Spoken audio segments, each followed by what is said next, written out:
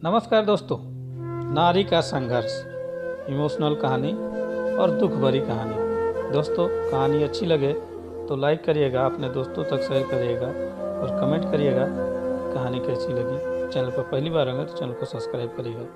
तो चलिए चलते हैं, कहानी शुरू करते हैं। मैं बचपन से एक परिवार को देखते हुए बड़ा हुआ हूँ जो कि गरीब था। परिवार में 2 भाई और एक बूढ़ी माँ थी। जैसे तैसे करके दोनों बेटों की शादी की। दोनों बेटे अपने छोटे से परिवार के साथ अपना जीवन यापन कर रहे थे। छोटा बेटा उस समय भूजा का ठेला लगाकर अपने परिवार का भरण पोषण कर रहा था। सब कुछ लगभग ठीक चल रहा था। उसे एक बेटा और 2 बेटियां हैं। हर मनुष्य में कुछ गुण एवं अवगुण होते हैं। उसे भी गुटखा खाने का शौक था। शौक कब आदत में बदल गई पता न चला, और देखते देखते गुटखा ज़्यादा खाने के कारण उसके मुंह में कैंसर हो गया। वह बीमार होने के कारण ठेला कभी निकालता तो कभी नहीं निकाल पाता। इसी दौरान अपना इलाज भी करा रहा था। चूँकि कमाई का बड़ा हिस्सा दवा में खर्च हो रहा था और साथ ही परिवार को भी चलाना था। तो इस स्थिति में सरकारी अस्पताल ही एकमात्र सहारा था। घर में कमाने वाला सिर्फ वही था, जिसके कारण पूरा परिवार की स्थिति दिन प्रतिदिन खराब होते जा रही थी। ये सब हमने अपनी आंखों से देखा है। कैंसर का इलाज इतना महंगा है कि वह अपना इलाज कराने में असमर्थ था।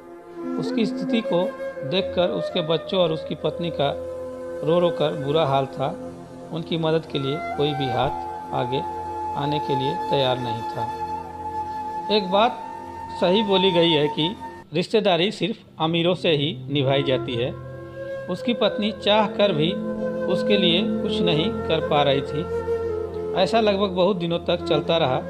भगवान से भी यह सब देखा नहीं गया और अचानक एक दिन उसकी मृत्यु हो जाती है। छोटे बच्चों और उसकी पत्नी के चीख से पूरा मोहल्ला गूंज जाता है। अब आसपास के लोग उसकी पत्नी को चुप कराते हैं तो कोई उनके बच्चे को गोद में लिए हैं। बच्चे बड़े भी नहीं हुए थे कि उनके सर से बाप का साया हट गया। फिर आसपास के लोगों ने मिलकर अंतिम संस्कार किया। घर में कई दिनों तक चूल्हा नहीं जला, लेकिन पापी पेट कब तक शांत बैठे। उधर से बच्चों की आवाज़ आने लगी, माँ भूख लगी है, खाना बनाओ। और माँ तो आखिर माँ होती है। अभी आँख के आंसू सूखे नहीं थे, फिर भी बच्चों के लिए खाना बनाने गई। बच्चों को तो उसने खिला दिया, पर उसे खिलाने वाला कोई नहीं था। अब घर में रखे पैसे भी धीरे धीरे ख़त्म हो चुके थे और बच्चों को पालना भी था। फिर उसने समाज की चिंता न करते हुए वही अपने पति का ठेला निकाला और फल बेचने लगी। मैं सोचता हूँ कि आखिर इतनी हिम्मत उस औरत में आई कहाँ से। अभी उसके पति के मृत्यु को महीना नहीं हुआ और वह अपना आंसू पोंछकर अपने बच्चों को पालने का सोच लिया था।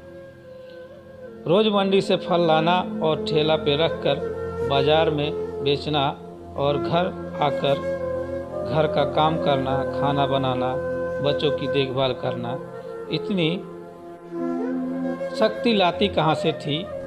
मैं ये सब देखकर हैरान था। मैं समझता हूँ कि ऐसी अबला नारी से प्रेरित होकर ही यह कहा गया है कि अकेला बाप अपने बाल बच्चों को नहीं पाल सकता, लेकिन अकेली औरत अपने बच्चों को अच्छे से पाल सकती है। दोस्तों, कहानी कैसी लगी? अच्छी लगी तो लाइक करें, चैनल पर पहली बार है तो सब्सक्राइब करें और अपने दोस्तों तक शेयर करें। नमस्कार, धन्यवाद।